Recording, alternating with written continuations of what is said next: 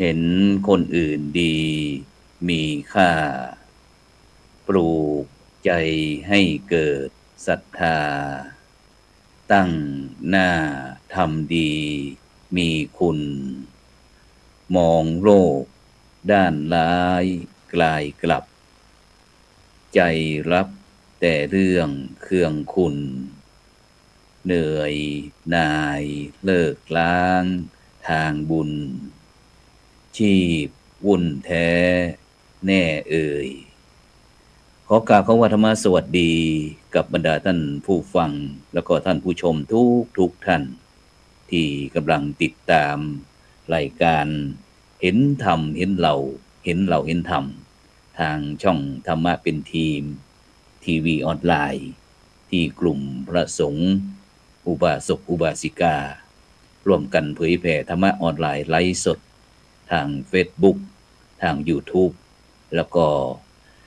ทางสถานียุคเครือข่ายคลื่นสีขาวชาวประชา8จังหวัดภาคเหนือ FM 104.50 เมกะเฮิรตซ์วัดฝายหินจังหวัดเชียงใหม่ Facebook พระครูโสพลปริยัติ Facebook ท่านอาจารย์พระครูอภิวัฒนวิกรมรองเจ้าคณะอำเภอดอยหล่อวัดปากทางเจริญ Facebook สหายธรรมหลวงปู่เขียววัดพุทธภาวนาเวสเตอร์โรดจากประเทศสวีเดน Facebook ทำเป็นทีม IDTO ทำเป็นทีมสากลพร้อมทั้ง YouTube วัดหลวงจอมคำเขมรัตน์นครเชียงตุง YouTube IDTO ทำเป็นทีมสากลพร้อมถึงภาคีเครือข่ายทุกช่องทางซึ่งในค่ำคืนนี้ก็เป็นคืนวันอาทิตย์ที่18เดือนพฤษภาคมปีพุทธศักราช2568ก้าวกับผมมัตตมภาพนะพระครูโสพลปริยัติก็ได้นำรายการเห็นธรรมเห็นเราเห็นเราเห็นธรรม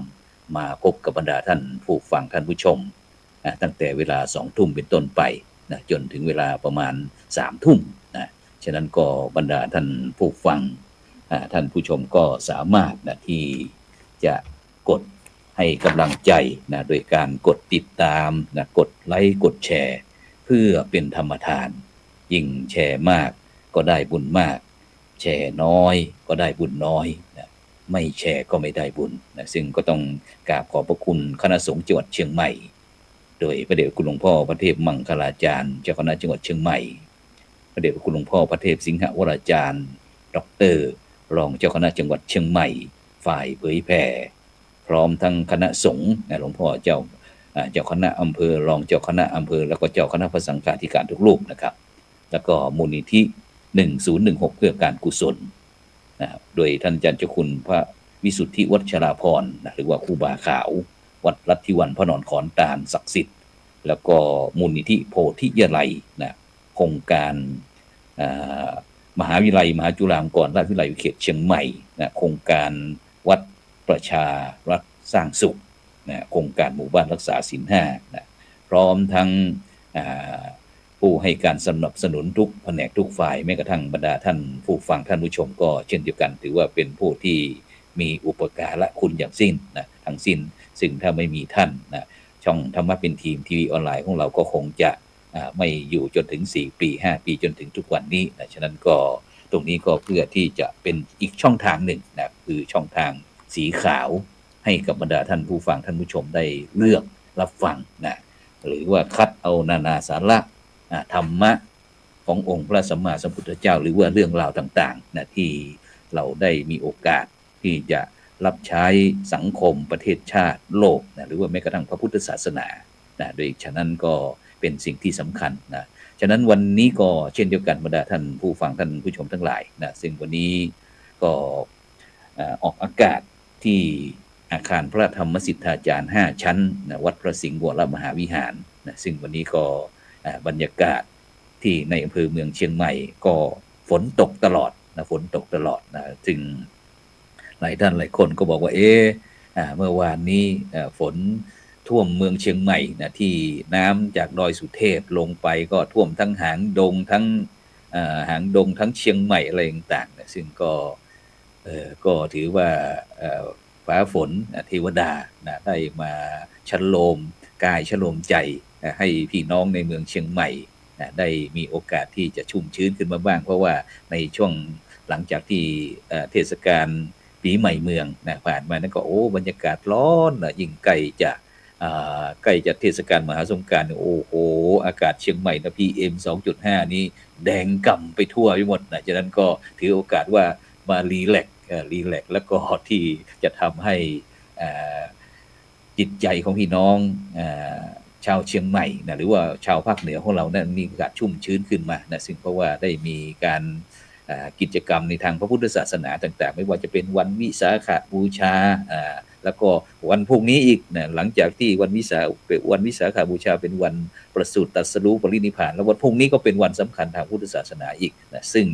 เราจะคุยกันในค่ำคืนวันนี้ฉะนั้นก็เราจะไปพบผู้ร่วมในการเราไปที่พระอาจารย์ดร.วิสิทธิตวิสิทธโธผู้ช่วยศาสตราจารย์ดร.จากมหาวิทยาลัยมหาจุฬาลงกรณราชวิทยาลัยเขตเชียงใหม่นมัสการครับอาจารย์ดร.วิสิทธิ์ครับผมครับถวายความเคารพครับอาจารย์พระครูโสพลครับผมเจริญพรท่านรองศาสตราจารย์ดร.อภิรมย์ศรีราคำผู้ช่วยอธิการบดีฝ่ายกิจการทั่วไปนะครับแล้วก็เจริญพรผู้ฟังรายการทุกท่านรับชมรายการด้วยขอเจริญพรครับสาธุครับไปที่ผู้ร่วมรายการที่2ก็แล้วกันครับไปที่รองศาสตราจารย์ดร.อภิรมย์ศรีดาคำนะครับผู้ช่วยอธิการบดีมจร.วิทยาเขตเชียงใหม่นะครับเจริญพรอาจารย์ดร.อภิรมย์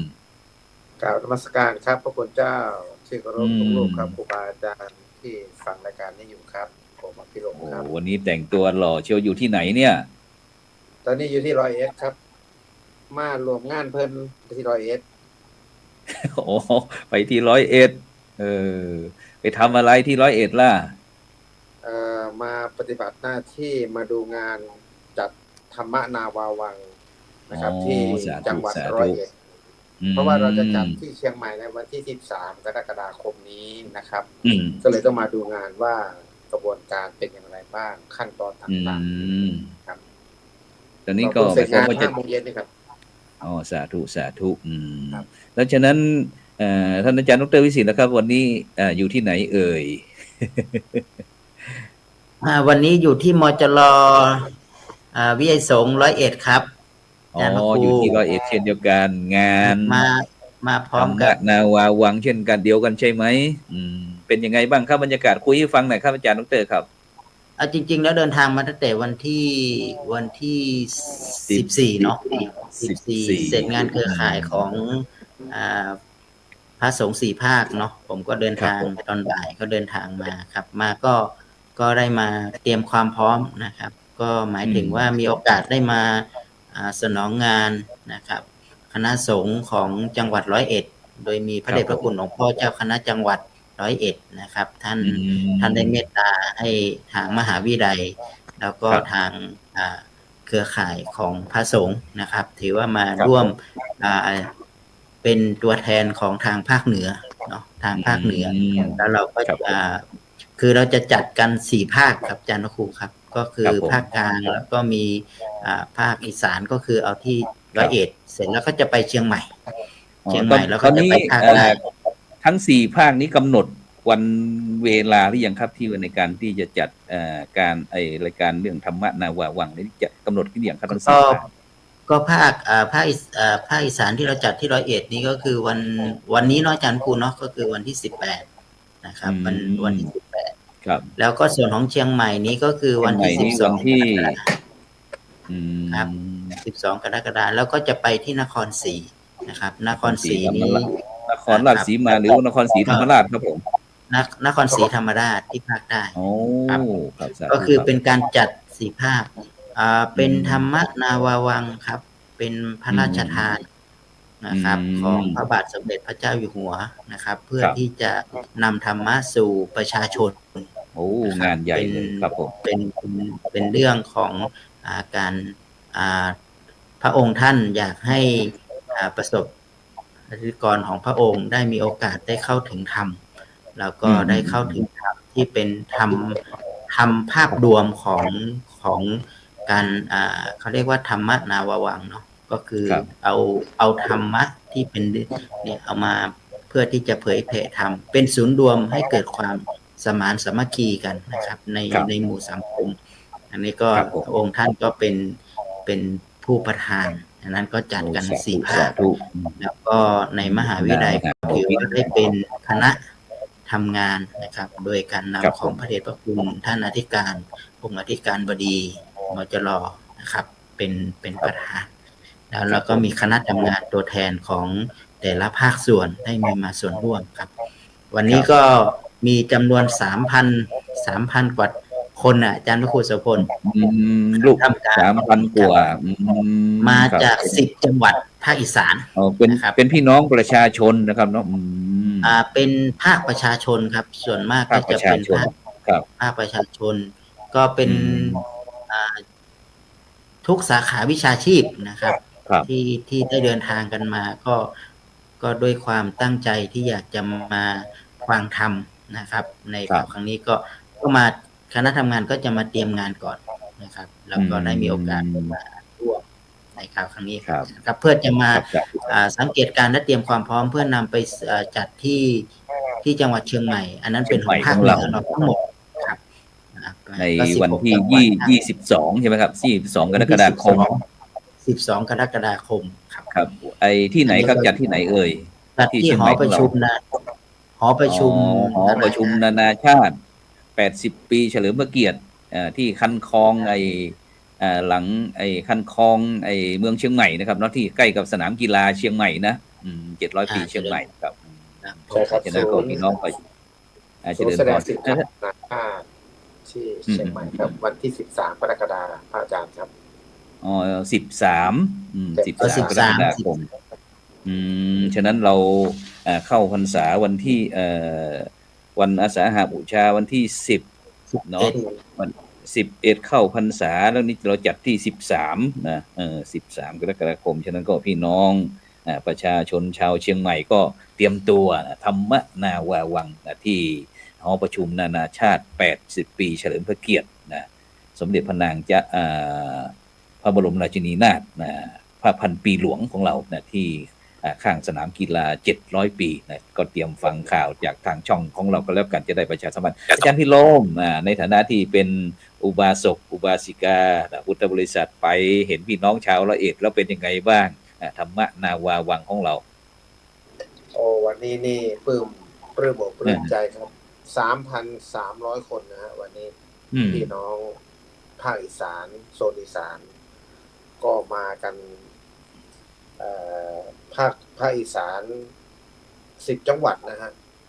แต่ละจังหวัดก็มาทางจังหวัดเขาประสานงานกันวันนี้มีผู้ว่าราชการจังหวัด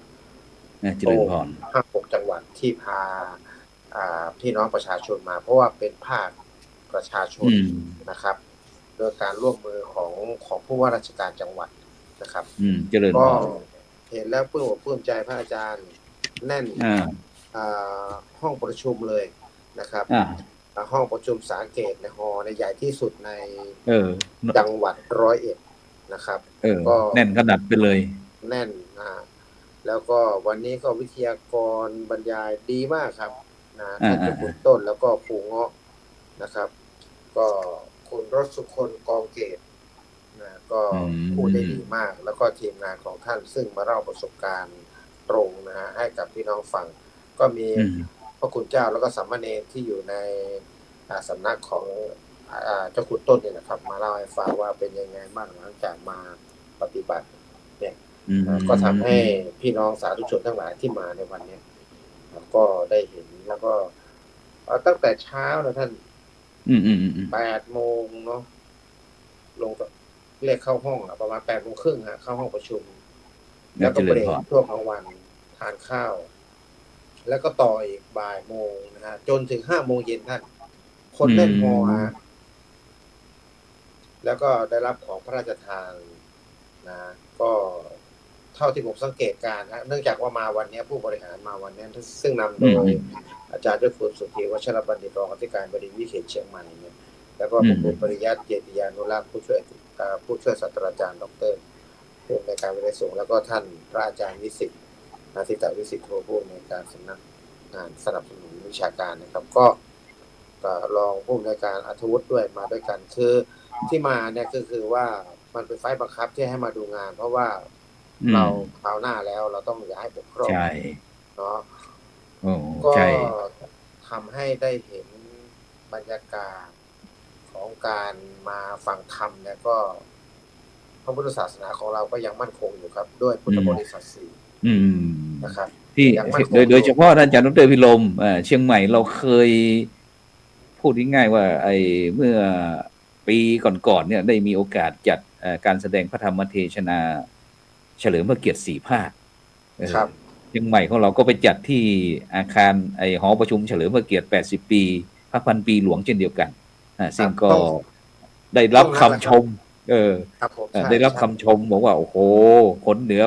ไม่จัดในนามหนนะ16 จังหวัดภาคเหนือจัดในนามหนนะฉะนั้นก็มาตรฐานของทางเชียงใหม่ของเราก็ได้ถือว่าก็ไม่ธรรมดานะซึ่งก็คณะกรรมการตอนนั้นก็บอกว่าโอ้ถ้าจะเอาชนะเชียงใหม่ได้เนี่ยจะต้องเอาพระพุทธสีหิงเนี่ยออกมาแห่นี่ก็พระเดชคุณหลวงพ่อพระพรหมเสนาบดีที่ปรึกษากรรมการมหาเถรสมาคมนะที่ปรึกษาเจ้าคณะภาค 7ก็คุยให้ฟังบอกว่าโอ้ได้รับการกล่าวขานชื่นชมว่าจัดงานได้ดีเยี่ยมนะฉะนั้นก็ธรรมนาวาวังของเราก็คงจะต้องเช่นเดียวกันนะเพราะว่ามาที่เมืองเชียงใหม่แล้วคนเชียงใหม่นี่แน่นอนละนะซึ่งหลายสิ่งหลายอย่างเยอะแยะไปหมดนะซึ่งเพราะว่าเชียงใหม่ของเราก็ถือว่าเป็นจังหวัดที่มีความรักความสามัคคีรักกันเหมือนพี่ดีกันเหมือนน้องปองดองเหมือนญาติโดยเฉพาะเรื่องพระพุทธศาสนาเนี่ยเรื่องกินเรื่องทานเรื่องศีลสมาธิการเจริญจิตภาวนาเนี่ยโอ้โหสุดยอดนะล้านนาของเรานี่นะซึ่งโดยเฉพาะในวันที่22 พฤษภาคมที่จะถึงเนี่ยจนถึงวันที่5 กรกฎาคมเนี่ยทางคณะสงฆ์หนเหนือของเรานะก็จะได้จัดโครงการอบรมพระวิปัสสนาจารย์หนเหนือนะรุ่นที่15ประจำปี2568นะที่วัดพระธาตุศรีจอมทองอำเภอจอมทองจังหวัดเชียงใหม่นะซึ่งก็ติดต่ออุดมการณ์ที่พระเดชคุณหลวงปู่พระพรหมมงคลหลวงปู่ทองสิริมังคโลนะอดีตประธานคณะกรรมการขับเคลื่อนโครงการหมู่บ้านรักษาศีล 5 หนเหนืออดีตเจ้าอาวาสวัดพระธาตุศรีจอมทองได้วางมาตรฐานไว้นะซึ่งพระครูโสพลก็จะไปเข้าจะขอไปแอบโครงการเขาสัก45 วันนะสัก45 วันฉะนั้นโดยเฉพาะนอกจากที่เราคุยกันเกี่ยวกับเรื่องการธรรมนาวาวังที่จะมาจัดที่เชียงใหม่ของเรานะแล้วก็โครงการอบรมพระวิปัสสนาจารย์หนเหนือของเราแล้วก็วันพรุ่งนี้ท่านอาจารย์ดรพิรมพรุ่งนี้เป็นวันหลังจากที่วันวิสาขบูชาที่ผ่านมาเนี่ยนะตอนนี้ครบแล้ว7 วันพรุ่งนี้จะเป็น8 วันแล้วก็จะเป็นวันอัฐมีบูชาพรุ่งนี้อันในฐานะที่เป็นพุทธบริษัทช่วยคุยเกี่ยวกับเรื่องวันอัฐมีบูชาหน่อยพรุ่งนี้เชิญชวนหน่อยพรุ่งนี้วันอัฐมีบูชาเลยครับเป็นวันถวายพระเพลิงของพระพุทธเจ้าใช่ไหมครับใช่ซึ่งมีพระมหากัสสปะเป็นประธานในการถวายพระเพลิงก็แล้วกันเนาะถวายพระเพลิงที่พุทธศิริละที่มกุฏพันธเจดีย์แห่งกรุงกุสินารานะซึ่งวันนั้นก็เป็นวันหนึ่งที่พี่น้องพุทธศาสนิกชนของเราต้องมีความจะต้องได้แสดงออกคือเรื่องความสังเวชสลดใจนะซึ่งเป็นวันที่สูญเสียนะเพราะกับการสูญเสียแห่งพุทธศิละเมื่อแรม8 ค่ำเดือน8นะเมื่อ 2,000 กว่าปีนะก็ได้เวียนมาบรรจบครบรอบในวันพรุ่งนี้ฉะนั้นก็พี่น้องประชาชนพุทธศาสนิกชนชาวไทยเราก็นิยมในการที่จะไปวัดทำบุญตักบาตรเจริญจิตภาวนาแล้วก็จิตอาสาอะไรต่างๆเนี่ยอาจารย์ดร.พิรมโดยเฉพาะถ้าพูดถึงเรื่องการท ถ้าเราไม่ตีความหมายว่าการทำบุญเนี่ยท่านอาจารย์ดร.พิรมท่านอาจารย์ดร.วิสิทธิ์ครับคนก็นึกว่าการทำบุญก็คือเรื่องการที่จะต้องเอาปัจจัยไทยธรรมอะไรไปถวายอย่างเดียวฉะนั้นความจริงเนี่ยบุญเนี่ยบุญหมายถึงความดีเนี่ยคุณงามความดีต่างๆเราทำแม้กระทั่งโดยทางพุทธศาสนาก็คือเรื่องการให้ทานการรักษาศีลการเจริญจิตตภาวนาอย่างนี้เป็นต้นแม้กระทั่งในปัจจุบันนี้ยังมีเรื่องจิตอาสาอะไรต่างๆนี่เข้ามาท่านอาจารย์ดร.พิรมโดยเฉพาะเรื่องการทำนู่นทำนี่เกี่ยวกับเรื่องสาธารณะจะเป็นโรงเรียนโรงพยาบาลหรือว่าที่สาธารณประโยชน์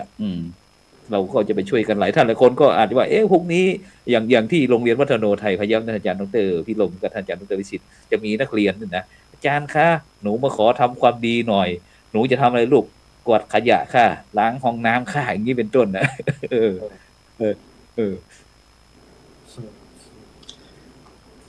ในมนต์พระอาจารย์วิสิทธิ์นะครับ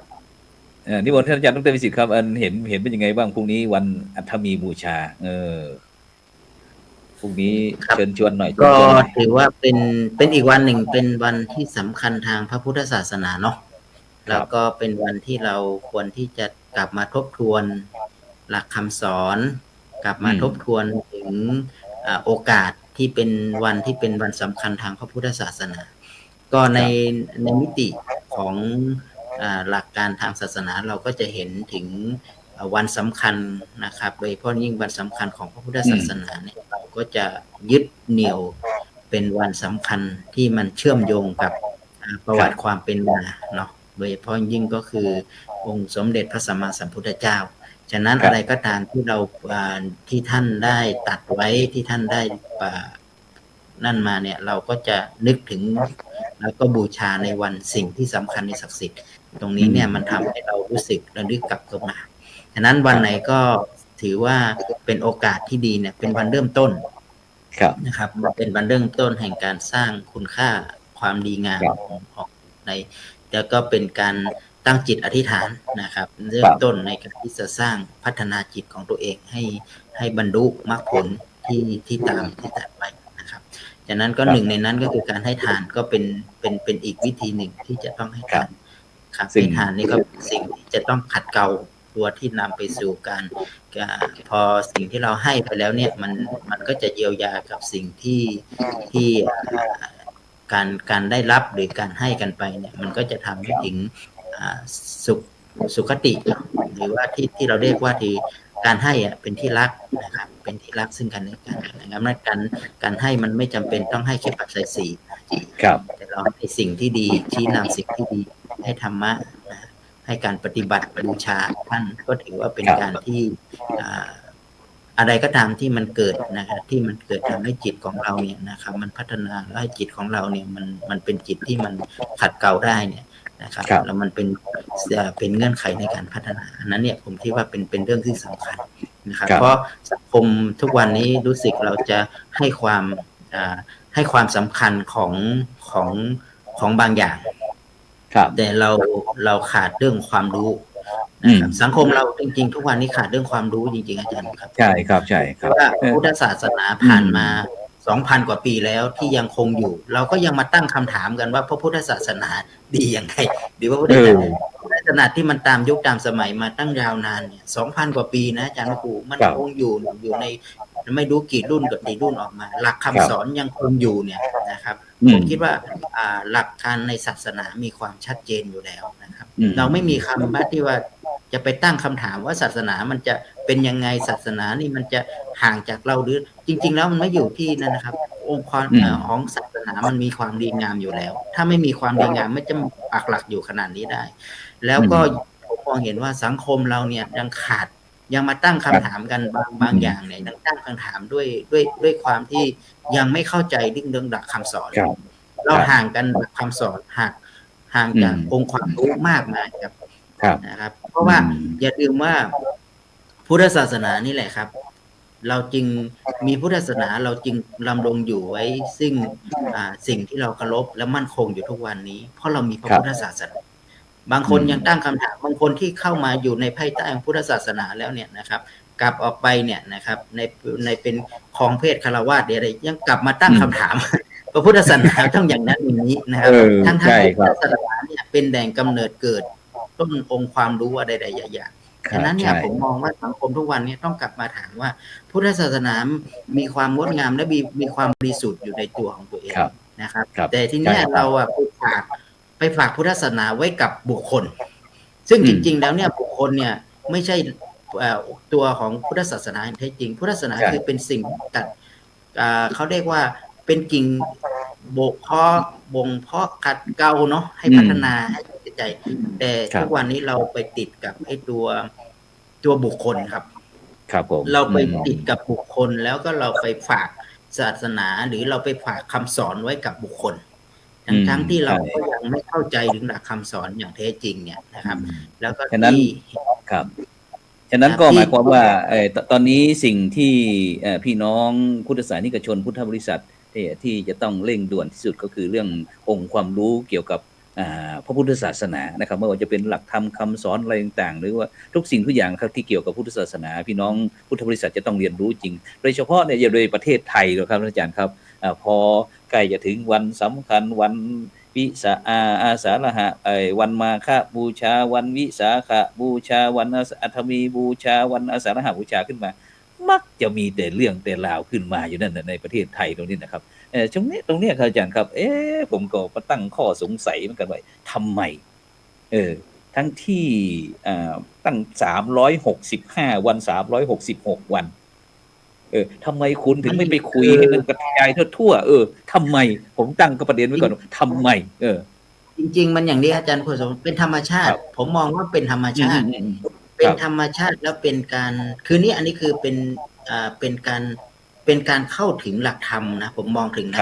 สังคมเราเป็นสังคมที่ค่อนข้างจะเบาบางโดยเฉพาะกลุ่มนักบวชหรือกลุ่มผู้บวชก็เป็นกลุ่มเบาบางกลุ่มที่ไม่สามารถที่จะออกมาในการที่จะมาเรียกร้องหรืออะไรต่างๆเนี่ย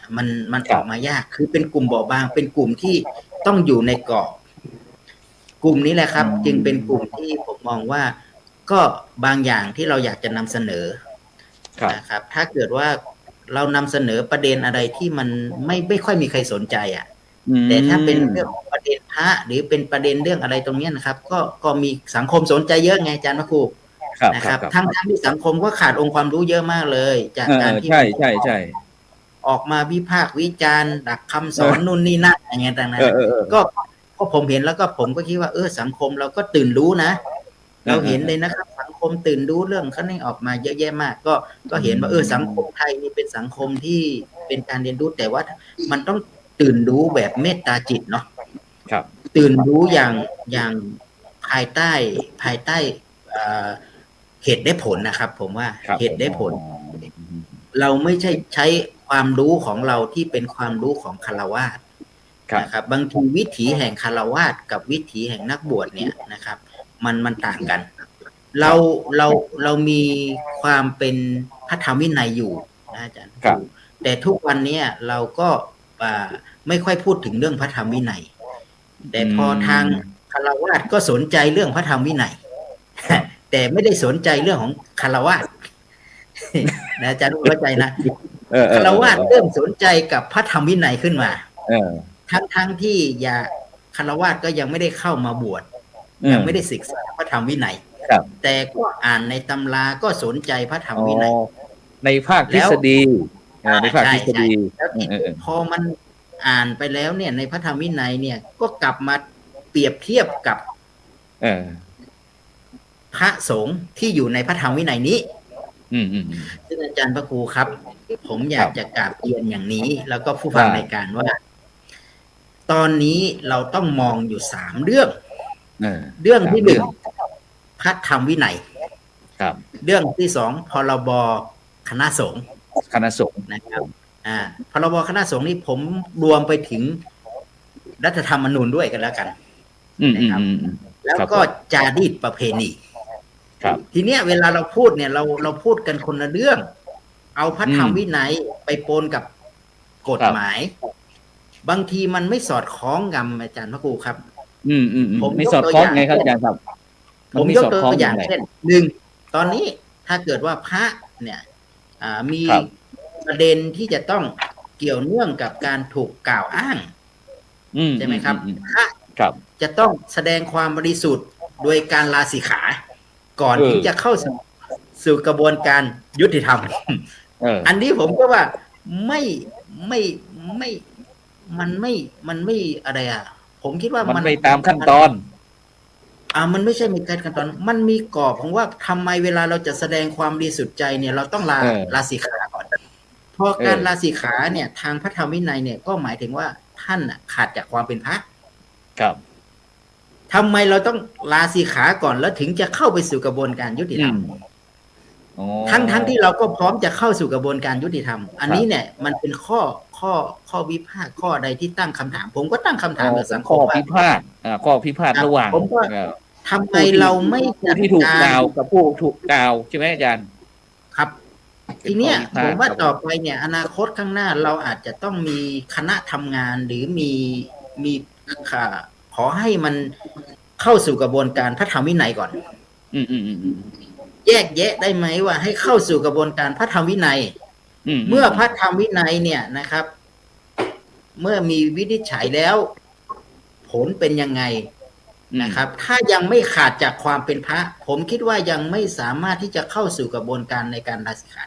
ตรวจสอบได้ ถ้า อันนี้ ความเป็นพระนี่ก็ถ้าขาดนี่ก็คือเรื่องปาราชิก แต่ถ้าอาบัติรองมาก็คือสังฆาทิเศษ ถูกครับอาจารย์พระครูก็หมายความว่า เวลาเราก็มีแค่ เราจะขาดจากความเป็นพระได้ก็คือปาราชิกใช่ไหมอาจารย์ถ้ามันไม่ได้ปาราชิกทั้งนี้แล้วมันไม่มีอะไรที่ยังยัน แต่เราก็ยินยอมที่จะต้องลาสิกขาเพื่อเข้าสู่กระบวนการยุติธรรมอันนี้แหละครับ ผมคิดว่าแล้วเราจะด้วยความที่เราเป็นพระเนี่ย เราไม่มีกฎหมายตรงนี้คุ้มครองเราทั้งที่เราก็คิดว่าพระธรรมวินัยจะช่วยคุ้มครองเรา แต่ตอนนี้เนี่ย มติของพระธรรมวินัยของเราเนี่ย มันไม่สามารถที่จะคุ้มครองเราได้อาจารย์ถ้าเกิดมีเคสกรณีอะไรขึ้นมาผมก็คิดว่า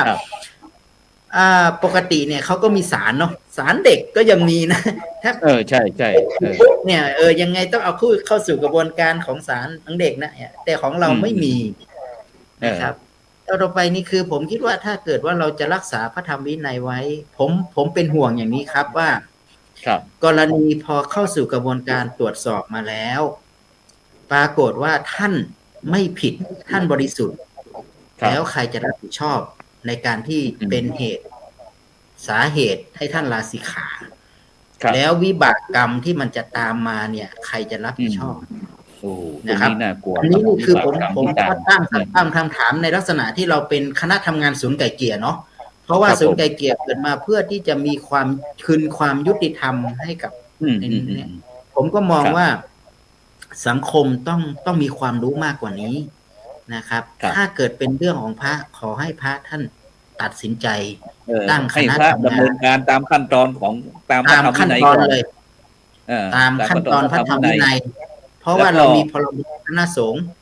ครับซึ่งถ้าตามในพระธรรมวินัยแล้วก็มันจะมีตอนที่สองก็คือจริยาพระสังฆาธิการอาจารย์มันจะต้องมี2ขั้นตอนนะครับผิดไหมเกี่ยวกับธรรมวินัยเสร็จแล้วก็จรรยาบรรณหรืออะไรเนี่ยจริยาพระสังฆาธิการอย่างนี้ครับจะระเบียบอาจจะเป็นเกี่ยวกับประกาศคณะสงฆ์มติมหาเถรสมาคมอะไรต่างๆนี่อาจารย์ที่มันจะมีย่อยๆมันนะนอกจากพระธรรมวินัยแล้วก็จะมีประกาศมติอะไรต่างๆแล้วนี่ครับทั้งที่เราก็ยังมีคำถามในใจอยู่ผมก็ยังกรณีเรามีถ้าเรามีเหตุการณ์แบบนี้เกิดขึ้นกับพระสงฆ์เราก็จะไม่มีใครที่จะมาเข้ามาดูแลเราเนาะเข้ามาดูแลในที่นี้ก็คือให้ดูแลตามพระธรรมวินัยก็ไม่ค่อยจะมีครับอันนี้คือเข้ามาปกป้องตามพระธรรมวินัยที่เรายังคงอยู่นะครับบางรูปพระมหาเถระท่านบวชมาตั้งแต่เป็นสัมมาเนรอาจารย์ตั้งแต่อายุ11 ปี 12 ปีจนท่านเป็นพระมหาเถระแล้วนะครับด้วยกันนั่นมาแล้วก็ท่านทำผลงานมหาศาลเลยมหาศาลกับที่สร้างสังคมสร้างสังคมตรงวันตรงนี้ประเทศชาติดูแลสังคมโลกใช่แล้วทีนี้พออยู่ๆแล้วปุ๊บมันจะสะเทือนถึงจิตใจ ลูกศิษย์ลูกหาไปกันหมดเลยครับ บริ อา ษั จา ท รย์ ใช่ อันเนี้ยทีนี้เราก็ตั้งคำถามต่อไปว่าเอ๊ะจริง ๆ แล้วเนี่ยบทบาทของพระที่อยู่ภายใต้พรบคณะสงฆ์ของเราเนี่ยนะครับ เราดิกเลี่ยงไม่ได้ ที่จะต้องรู้กฎหมายไง ที่ศูนย์ไกลเกลี่ยเรากำลังตั้งคำถามแล้วก็อยากจะถวายความรู้ด้านกฎหมายกับพระสงฆ์เนี่ย บางทีท่านไม่รู้จริงๆอาจารย์นุกูลสกล ใช่ใช่ จากการที่เราเข้าไปถวายความรู้ให้ท่านเนี่ยท่านไม่เข้าใจนะท่านก็เพียงคิดว่ามีแค่พรบคณะสงฆ์ก็นั่นได้แล้วนะครับ ตอนนี้เรื่องที่โดยเฉพาะยิ่งก็คือกฎหมายที่นอกจากพรบคณะสงฆ์นะครับ ที่มันมาผูกพันกับเรื่องวัดเรื่องนี้นะครับ เรื่องการเงินอย่างเงี้ยอาจารย์พระครูสมบูรณ์ต่อไปในพระเราก็ต้องเข้าใจเรื่องนี้เพราะอะไรครับ เพราะเราเนี่ยอยู่ภายใต้กฎหมาย เราไม่ใช่มีแค่พระธรรมวินัย ใช่ครับซึ่งมันก็มีฝ่ายกันอาจารย์ดร.วิสิทธิ์ครับบางฝ่ายนี่นะเวลาพระสงฆ์องค์เจ้าจะมาเรียนเรื่องกฎหมายเนี่ยบอกมันไม่ใช่กิจของสงฆ์เนี่ยมันของเรื่องทั้งโลกเนี่ยมันก็มีปัญหาคืออย่างนี้อาจารย์พระครูถ้าเรายังปกครองด้วยพรบคณะสงฆ์อยู่เราจะดิกเลี่ยงไม่ได้ เรายังเป็นพระสังฆาธิการอยู่เนี่ยเราอยู่ภายใต้กฎหมายครับเราดิกเลี่ยงไม่ได้บอกว่าไม่ใช่กิจของสงฆ์ไม่ได้แล้วครับนะเรามีกลไกที่สำคัญอย่างยิ่งแล้วก็เรามีกฎหมายตรงนี้เป็นระเบียบข้อพึกปฏิบัติของเราอยู่แล้วที่ผมจึงพูดถึงบ่อยครั้งว่าพระธรรมวินัยมันก็ต้องดูนะครับพรบคณะสงฆ์จารีตประเพณีมันก็ต้องไปด้วยกันอย่างเงี้ยนะครับแต่ทีเนี้ยด้วยสังคมไทยเนี่ยนะครับของเราเนี่ยมีจารีตประเพณีที่แตกหลายมายาวนานฉะนั้นเวลาเราจะพูดถึงหลักคำสอนจริงๆแล้วเนี่ยเราก็ตั้งคำถามบอกว่ามันเป็นหลักคำสอนจริงไหมนะครับมันเป็นสิ่งที่เกิดขึ้นไหมเพราะทุกวันนี้เราเป็นคนตั้งขึ้นมาสังคมเราเป็นคนอุปโลกกันขึ้นมานะอาจารย์พระครู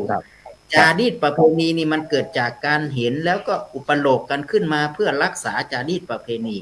นะครับในเหตุการณ์ต่างๆที่มันมาเนี่ยทุกอย่างมันมีที่ไปที่มาแต่พอเราพูดถึงหลักคำสอนจริงๆเนี่ยนะครับว่ามันเป็นไปตามหลักคำสอนไหม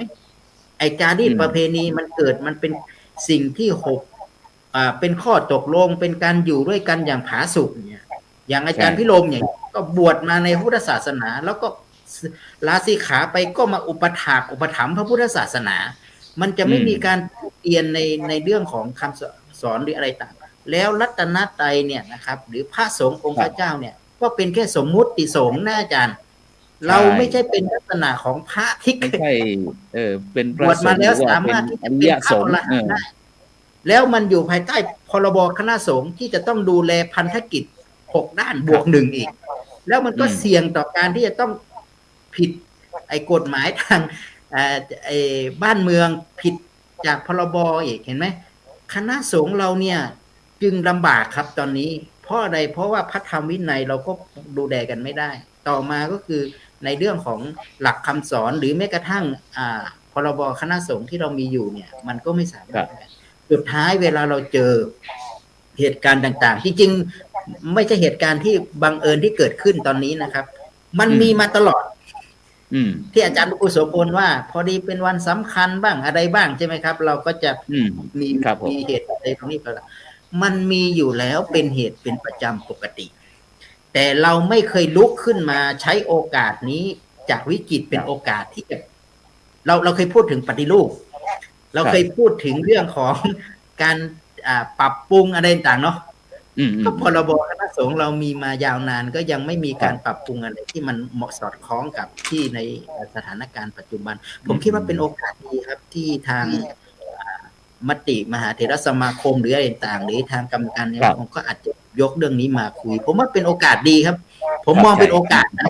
วิกฤตก็เป็นโอกาสว่าที่ได้เป็นโอกาสที่จะตักเตือนทางสังคมญาติโยมก็ต้องกลับมาทบทวนละเวลาจะทำบุญให้ทานพิจารณาให้หนักแน่นใช่ไหมครับพระสงฆ์องค์พระเจ้าเวลาทำอะไรยังไงภายใต้กฎหมายที่มีอยู่นี้จะต้องมีคนมาดูแลกันยังไงผมก็ว่ามันก็จะจัดความเป็นระเบียบเรียบร้อยขึ้นมาในสังคมมากขึ้นผมก็หวังนะว่าซึ่งโดยเฉพาะท่านอาจารย์ดร.วิสิทธิ์ครับในปัจจุบันนี้เราจะเพราะช่วงนี้เราพี่น้องพุทธบริษัทเราก็จะติดตามข่าวนะครับแต่ว่าตาไม่กระพริบครับตอนนี้นะบางท่านบางคนก็สะท้อนออกมาอีกบอกว่าโอ้ยฉันไม่รู้จะ เออ ฉันจะไม่ไปวัดละฉันจะไม่ทำบุญละอะไรจีวัฏะฉันจะไม่อย่างนั้นอย่างนี้ต่างๆนี่ครับฉะนั้นมุมมองพี่น้องชาวพุทธเราในช่วงนี้ก็พุทธบริษัทเราก็จะมีจิตใจที่ห่อเหี่ยวเศร้าหมองนะครับแต่ก็มีบางท่านบางคนที่ชอบใจดีใจนะครับหลายท่านหลายคนผู้หลักผู้ใหญ่ที่บอกว่าปฏิญาณตนเป็นชาวพุทธกับบางครั้งก็บอกว่าไอ้เฮ่อะไรจีปะถะใช้คำบุรุษสวัสดิ์อะไรออกมาในปัจจุบันนะครับฉะนั้นอยากจะฟังไอ้ท่านอาจารย์ดร.พิรมว่าในฐานะที่เป็นชาวบ้านหรือว่าเป็นชาวพุทธเป็นพุทธอุบาสกเนี่ยมีความคิดเห็นอย่างไรที่ในบรรยากาศในประเทศไทยสงฆ์ไทยเราในปัจจุบันเนี่ยมีมุมมองอย่างไรบ้างเจริญพรครับพระอาจารย์เรื่องเนี้ยเราก็คุยกันมาพอสมควรแต่ว่าประเด็นก็คือว่าเราไม่ได้ทำอย่างจริงจังซึ่งสมเด็จพระพุทธโฆษาจารย์เนี่ยปอประยุตโตเนี่ยท่านได้พูดไว้เลยว่าพระพุทธศาสนาเนี่ยเป็นของพุทธบริษัทสี่ถ้าพระเสียแต่โยมยังอยู่อุบาสกอุบาสิกาก็ต้องรักษาพุทธศาสนาไว้ยามใดที่ประสงค์เพียงพร้ำอุบาสกอุบาสิกาต้องเป็นหลักกลับมาช่วยฟื้นฟูหนุนให้มีพระดีมารักษาพระพุทธศาสนาครับอันนี้เป็นคุณ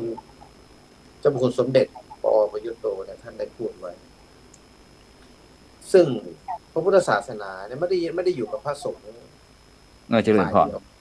เป็นพุทธบริษัทสี่อย่างผมเนี่ยเป็นอุบาสกพระพุทธเจ้าเนี่ยได้ฝากพระพุทธศาสนาไว้กับพุทธบริษัทสี่เพราะฉะนั้นญาติโยมท่านใดที่พูดออกมาที่เป็นชาวพุทธแล้วก็พูดออกมาว่าไม่ได้ไม่ศรัทธาอะไรบ้างเนี่ยอันนี้ท่านพูดผิดหรือเปล่านะพุทธศาสนาเนี่ยพระพุทธองค์ท่านฝากไว้ให้กับพวกเราด้วยพวกเราก็ช่วยกันดูแลเพราะว่าพระสงฆ์เองเนี่ยนะท่านก็อยู่วัดเนี่ยพูดง่ายๆว่ามาเฝ้าวัดให้เราเป็นสัญลักษณ์ทางพระพุทธศาสนาเวลาไปไหนมาไหนท่านก็จะได้ไปเทศไปประกาศพระศาสนาพวกเราเองก็ประกาศพระศาสนาผมเองก็เช่นเดียวกันนะผมก็ประกาศพระพุทธศาสนาเช่นเดียวกันในฐานะเป็นชาวพุทธดูแลปฏิบัติตามเรียนพระพุทธศาสนาเช่นเดียวกันแต่พระสงฆ์เนี่ยเป็นเชิงสัญลักษณ์ที่เป็นนิติบุคคลเนาะเป็นผู้ประคับบัญชาจริงๆแล้วเนี่ยสำนักงานพระพุทธศาสนาในประเทศไทยเนี่ย77จังหวัดเนี่ยก็ไม่ได้ทำอะไรขึ้นมาโดยเฉพาะหลักการใหญ่ๆเลยก็คือว่าไม่เป็นชิ้นเป็นอันใช่ไหมใช่คือตอนนี้ผมเฝ้ามองดูอยู่ว่ามหาเถรสมาคมถือว่าเป็นการปกครองที่สูงที่สุดที่จะต้องดูแลพระสงฆ์ 3-4 แสนรูปเนี่ยฮะนะมีกระบวนการอย่างไรในการดูแลพระสงฆ์ในเมื่อถ้าพระสงฆ์กระทำความผิดนะแต่ถ้าพระสงฆ์กระทำถูกในปฏิบัติดีปฏิบัติชอบทนุบำรุงส่งเสริมพระพุทธศาสนาก็ถวายสมณศักดิ์ใช่ไหมก็ให้กำลังใจกันเยอะแยะแต่ขณะที่พระสงฆ์ทำผิดแล้วเนี่ยทำไมให้บ้านเมืองเข้ามาจัดการเลยโดยทำไมไม่ผ่านสมเด็จพระสังฆราชหรือว่ามหาเถรสมาคมนะครับมาจัดการให้เรียบร้อยบ้านเมืองเนี่ยนะไม่ว่าใครจะมาเฝ้าแอบมองเป็น6 เดือน 7 เดือน 8 เดือนว่าพระรูปนี้ทำผิดหรือเปล่าอยู่ๆเขาบอกว่าผิดก็จับเลยอย่างเงี้ยคือจริงๆแล้วกระบวนการเนี่ยต้องเข้าสู่ไปทางนู้นเนาะทางมหาเถรสมาคมไม่ใช่ทางบ้านเมืองเข้ามานะต้องไปทางพุทธจักรก่อนเสร็จแล้วก็เข้ามาอาณาจักรนะครับมันก็ถูกเนาะจริงๆแล้วเจริญพรทางอาณาจักรเนี่ยก็ผิดเยอะแยะมากมายผิดศีลธรรมมากมายเยอะแยะข่าวที่ออกมาเนี่ยพระสงฆ์ยังไม่ยุ่งเกี่ยวเลยนะก็ไปดูที่คุกที่อาจารย์พิรมเดี๋ยวนี้คุกเราจนมันไม่พอแล้วนะครับล้นคุกอ่ะพูดง่ายๆล้นคุกมาเนี่ยพวกเราก็มาตั้งศูนย์ไกลเกลี่ยอยู่เนี่ยเพื่อไม่ให้คนเข้าคุกเยอะนะก็ช่วยบ้านเมืองเช่นเดียวกันอันนี้ช่วยในเชิงพระพุทธศาสนาเลยนะช่วยกันแต่ที่แน่ๆคือว่าตอนนี้เนี่ยมหาเถรสมาคมเนี่ยยังเงียบเนาะผมเนี่ยนะผมก็พูดมาหลายครั้งแล้วว่ามหาเถรสมาคมเนี่ยองค์กรพุทธที่สูงที่สุดที่มั่นคงที่สุดและเราเป็นประธานศาสนาพุทธศาสนาโลกเลยนะท่านนะที่เนี่ยเจริญพรที่ประเทศไทยเนี่ยนะทีนี้เนี่ยก็คืออย่างนี้ครับอาจารย์ ก็มองว่าเอ่อในเมื่อมีอธิกรณ์เกิดขึ้นเนาะก็ควรจะมีกระบวนการที่ชัดเจนตรวจสอบหรืออะไรก็แล้วแต่ให้เข้ามาอยู่ในอ้อมอกทางพุทธศาสนาก่อนแล้วค่อยจับศึกก็ได้มันไม่ได้ยากเรื่องศึกเนี่ยนะครับศึกนี่ง่ายบวชนี่ยากเพียงแต่เอามาสอบสวนเอามาอะไรเนี่ยคือก็ผมคิดว่าบ้านเมืองก็คงจะบอกว่าถ้าให้มาพระสงฆ์ตรวจสอบตนเองเนี่ยมันจะอะไรนั้นล่าช้ามันจะไม่ได้อะไรอันนั้นท่านคิดไปเองนะท่านคิดไปเองโอเคละมันอาจจะมีคดีที่คาบเกี่ยวกันคดีอาญาคดีอะไรยักยอกอะไรพวกนี้นะมันอาจจะได้พระสงฆ์เขาก็มีเหมือนกันเกิน5มาศกก็อะไรพวกนี้เนาะมันก็มีตัดสินแต่ว่าเราไม่ได้ทำเป็นชิ้นเป็นอันซึ่งผมไม่ได้พูดเรื่องนี้เรื่องเดียวนะที่มีเขาเรียกว่าอารมณ์ผมเนี่ยก็ไม่ค่อยดีเท่าไหร่ถ้าเกิดปะทะเรื่องตรงนี้นะแต่จริงๆแล้วเนี่ยผมเคยพูดไว้นานแล้วว่ามหาเถรสมาคมจัดระเบียบอะไรหลายอย่างไม่ว่าจะเป็นแม่ชีภิกษุณีแม้แต่สมณะโพธิลักษณ์สันติอโศกอะไรที่มันเป็นความเชื่อที่เกิดขึ้นในประเทศไทยเนี่ยนะฮะควรจะมีระเบียบจัดหมวดหมู่ให้เขาอยู่ว่าเขาจะอยู่ในกฎระเบียบอะไรเหมือนกับฉะนั้นหมายความว่าต้องอาจารย์ดร.พิรมจะต้องมีแผนทั้งยุทธศาสตร์อะไรการที่จะคล้ายๆว่ามีแบบมีอะไรต่างๆที่อาจจะ4 ปีอะไรเหมือนกับยุทธศาสตร์ที่ทางที่เราจะต้องมีโครงการมีการสัมมนาอะไรต่างๆแล้วก็สรุปบทเรียนสรุปงานอะไรต่างๆนี้ใช่ไหมใช่ต้องมีให้ชัดเจนอย่างที่พระอาจารย์กำลังทำเด็กไร้รัฐไร้ชาติเนี่ยนะครับเอาให้เขาอยู่เป็นหมวดไปอยู่เป็นแหล่งเป็นหลักเป็นแหล่งจะอยู่วัดไหนอยู่ภายใต้การปกครองของเจ้าอาวาสรูปใดสำนักเรียนอะไรชัดเจนถ้าเขาไปทำความผิดเนี่ยเราจะถูกเราจะได้จับถูกเราจะได้ตามตัวถูกดีกว่าปล่อยให้คนไร้รัฐไร้ชาติเนี่ยอยู่กันในที่ต่างๆเพราะท่านจัดอยู่เป็นหมวดหมู่แล้วเนี่ยเวลามีอะไรก็สบายยิ่งเข้ามาบวชเป็นพระภิกษุสามเณรเนี่ยยิ่งมีการดูแลเพิ่มเติมอีกมีการรักษาพยาบาลฟรีบ้างอะไรบางสวัสดิการนะเนาะอยู่วัดอยู่อะไรชีวิตก็จะดีขึ้นคนเหล่านี้ก็จะเป็นคนที่แข็งแรงมีความรู้ในการพัฒนาประเทศไทยหรือว่าประเทศเขาอะไรก็แล้วแต่นะในความเป็นมนุษย์ทีนี้เนี่ยมหาเถรสมาคมเนี่ยถ้าผมจะพูดไปแล้วก็คือว่าถ้าจัดระเบียบให้เรียบร้อยตอนนี้นะที่ผมกล่าวมาเนี่ยหลายลัทธิที่เป็นของพุทธศาสนาที่เกิดขึ้นในประเทศไทยเนี่ยนะครับยังไม่มีกฎเกณฑ์อะไรนะครับยังไม่มีกฎเกณฑ์อะไรภิกษุณีจะอยู่ตรงไหนจะใช้ระเบียบอะไรในการดูแลสันติอโศกจะใช้อะไรระเบียบอะไรในการดูแลแน่นอนเขาเป็นคนพุทธเขาเป็นคนดีเขาก็สอนดีถ้าเข้าไปฟังนี่นะฮะนะหลายเรื่องแต่ทำอย่างไรให้เขาอยู่เป็นหมวดหมู่ตอนนี้ผมถูกถามจากเพื่อนๆที่อยู่อเมริกาอยู่ต่างประเทศเขาบอกว่าพระสงฆ์ไทยเจริญพรนะออกมาด่ารัฐบาลอีกแล้วเห็นไหมไทยมองนะก็เห็นสมณะไงสันติอโศกเยี่ยวอยู่ไม่เห็นเลยครับทีเนี้ยเวลาเลือกตั้งทีก็เรียงแถวกันห่มจีวรนี่แหละครับผมสีกังเนี่ยครับเข้าไปลงคะแนนแล้วพระสงฆ์อย่างพระเดชพระคุณทั้ง2รูปเนี่ยไม่มีสิทธิ์ไปลงคะแนนซึ่งผมว่าตรงนี้นะมันเป็นอะไรที่น่าศึกษามากเลยนะโดยภาพรวมแล้วเนี่ยพระมหาเถรสมาคมในมหาเถรสมาคมหรือว่าสำนักงานพุทธศาสนาแห่งชาติที่ส่วนกลางเนี่ยควรจะมาแอคชั่นในเรื่องเหล่านี้ครับนะมาพูดคุยแล้วมันไม่ใช่ปัญหาเรื่องนี้เรื่องเดียวอีกเยอะแยะที่เกิดขึ้นมันมีมานานแล้วครับแต่ทำอย่างไรผมก็ยังเชื่อว่าพระธรรมวินัยคำสอนของพระพุทธเจ้าเนี่ยมันเหมือนกับทะเลที่ลาดลุ่มลึกไปตามลำดับแล้วเจริญพรถ้าได้ปฏิบัติมันก็จะมีความรู้สึกมีความรู้เช่นนั้นมันก็เหมือนน้ำทะเลซัดซากศพเข้าหาฝั่งซัดขยะมูลฝอยเนี่ยเข้าหาฝั่งพุทธศาสนาเนี่ยถ้าเรามาบวชอยู่ถ้าคนไหนที่บวชแล้วอยู่ไม่ได้หรือว่าทำอะไรผิดเดี๋ยวเขาก็แพ้ภัยตัวเองนะแต่ก่อนที่เขาจะแพ้ภัยตัวเองเนี่ยผมอยากจะให้กฎเกณฑ์ที่เป็นกลุ่มของพระสงฆ์นะครับมาดูแลกันเองก่อนนะครับแล้วเสร็จแล้วกระบวนการต่างๆเนี่ยมันไม่ไปไหนแล้วครับในการดูแลสังคม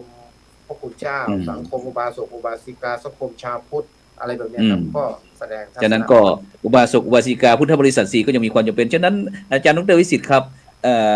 อย่างที่วัดไร่ขิงก็คงจะไม่ใช่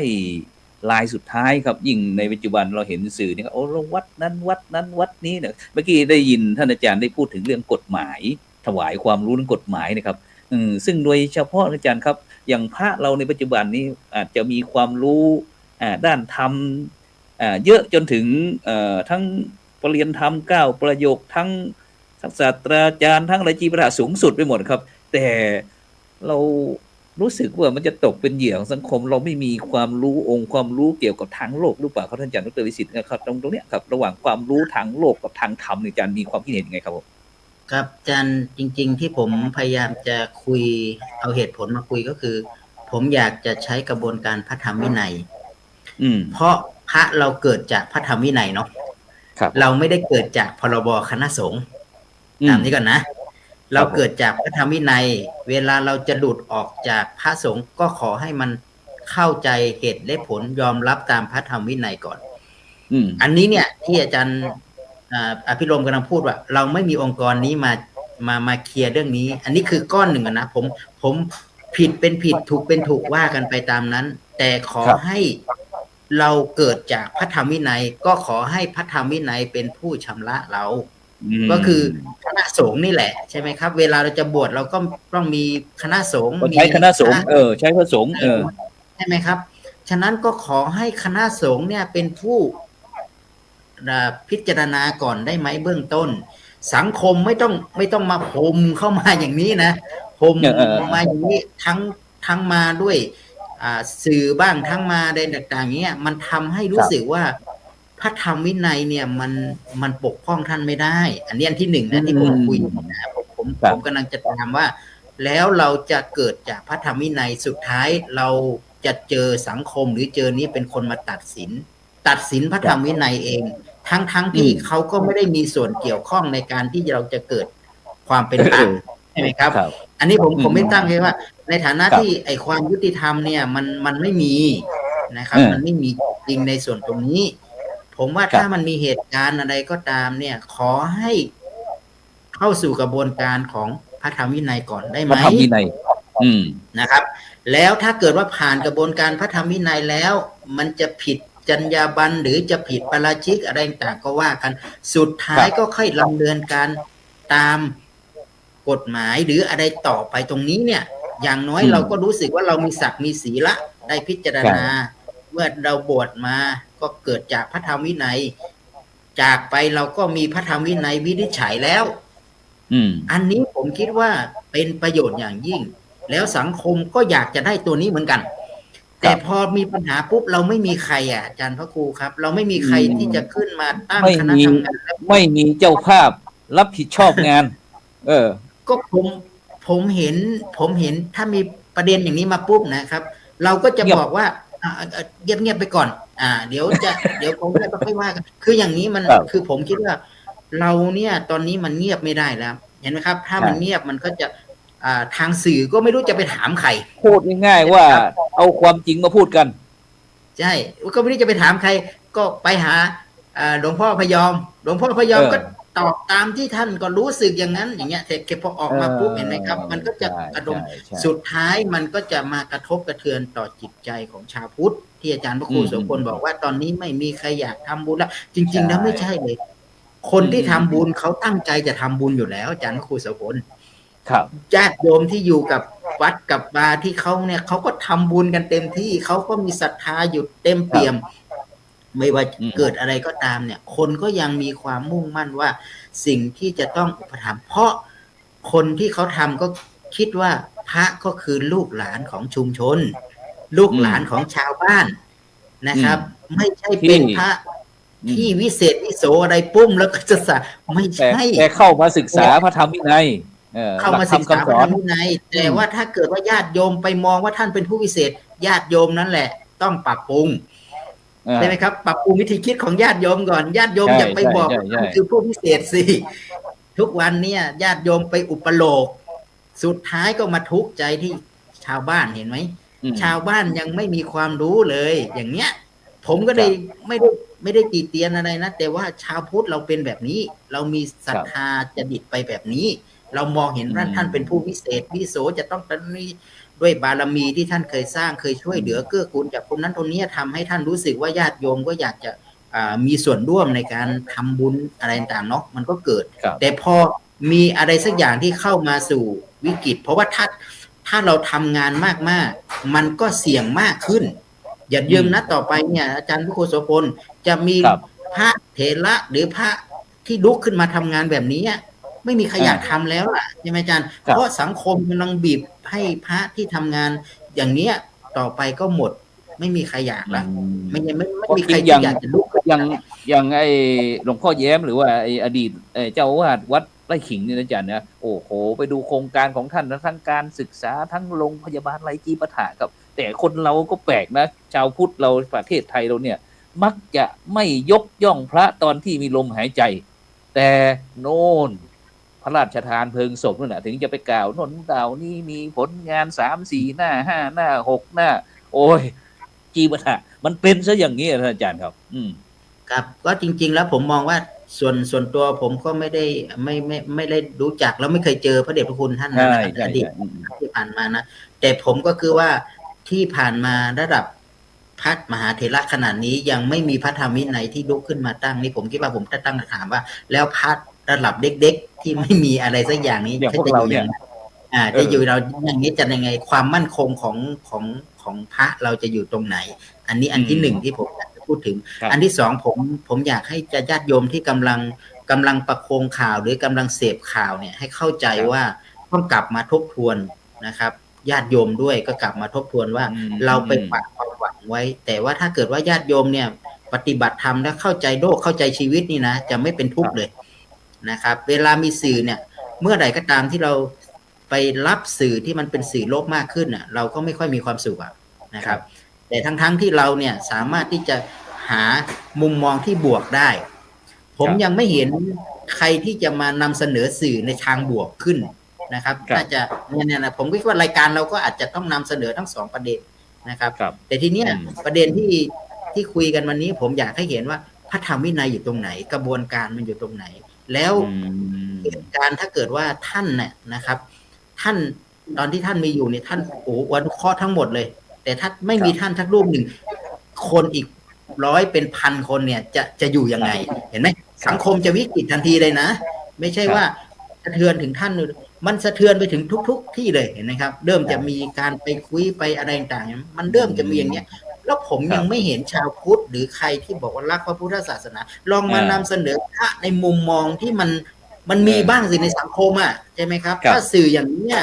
นำเสนอว่ายังมีพระที่ทำงานอย่างนี้ตั้งนี้มันก็จะทำให้สังคมเราเนี่ยนะครับผมคิดว่ามันเป็นสังคมที่น่าเป็นสังคมพระพุทธศาสนาผมว่าที่เราบอกว่าเป็นชาวพุทธเราก็บอกว่าเป็นชาวพุทธแต่เรานิ่งแล้วก็เราก็ไม่ทำอะไรเลยเราก็ปล่อยให้เขาไปอย่างเงี้ยแล้วก็รู้สึกว่าไปสัมภาษณ์ไม่สบายใจเป็นอย่างนู้นอย่างนี้ขนาดนักข่าวไปสัมภาษณ์แม่ค้าที่อยู่ตามวัดนะครับที่ได้ขิงก็ทำบุญเขาก็บอกว่าหลวงพ่อก็ยังปฏิบัติกิจกรรมทำอะไรต่างท่านคนก็ยังเข้าวัดตามปกตินะครับก็ไม่มีอะไรต่างๆนี่คนอีกกลุ่มหนึ่งที่ไม่ได้อยู่ในพื้นที่ก็กลับว่าไม่เอาแล้วเห็นไหมมันสะเทือนมาสมมติว่ามันเกิดที่ในส่วนในกรุงเทพคนต่างจังหวัดไม่ทำบุญแล้วอาจารย์นะครู